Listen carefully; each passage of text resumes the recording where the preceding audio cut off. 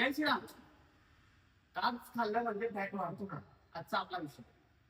आता सर्वात पहिले कार्ब्स म्हणजे काय. कार्ब्स म्हणजे एनर्जी सोर्स. म्हणजे उदाहरणार्थ राईस, रोटी, मैदा, ज्यापासून आपल्याला एनर्जी भेटते त्याला कार्ब्स असे म्हणत असतात. म्हणजे चिकट असतं, त्याच्यात मैद्याचं प्रमाण सुद्धा येत असतं. बरोबर.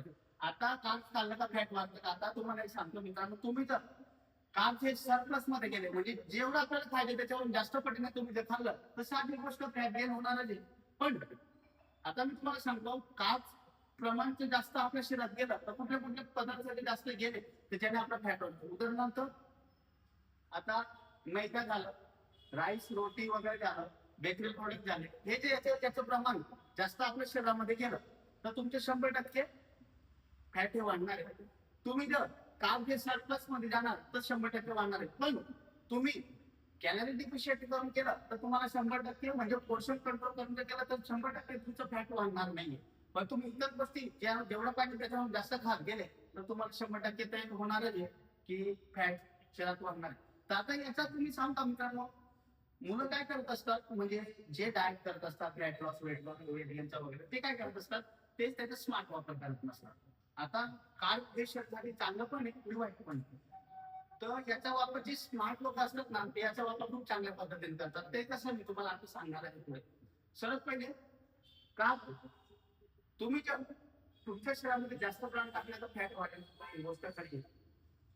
आता खरं बघायला गेलं तर जे स्मार्ट लोक आहेत, जे वेट लॉस फॅट लॉसचा डाएट करतात ना किंवा बॉडी बिल्डिंग वगैरे जे करत असतात ते काय करतात, कॅलरी डिफिशियंट करतात.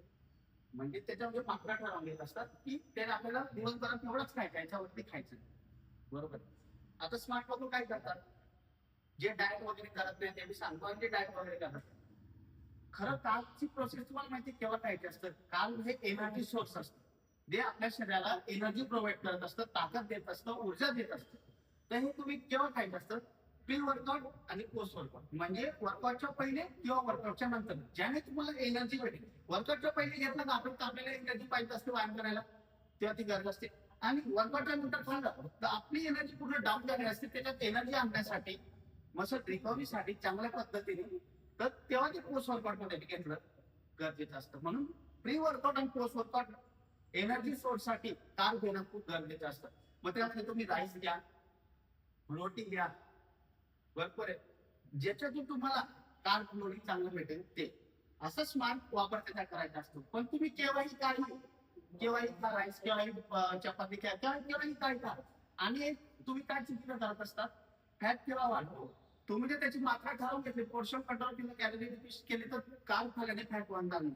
पण फॅट केव्हा वाढेल, जेव्हा तुम्हाला जे एकच बॉईल राईस खायचा आहे, बाउल, बरोबर, एक बाउल राईस खायचा आहे तुम्हाला, तर तुम्ही त्याच्यामधलं तुम्हाला एक बाउल खाल्ला म्हणण्यामध्ये तुम्ही अर्धा केला, तर साधी गोष्ट अर्धा तुमच्या शरीरात जास्त गेला आहे तर तो वाढणार.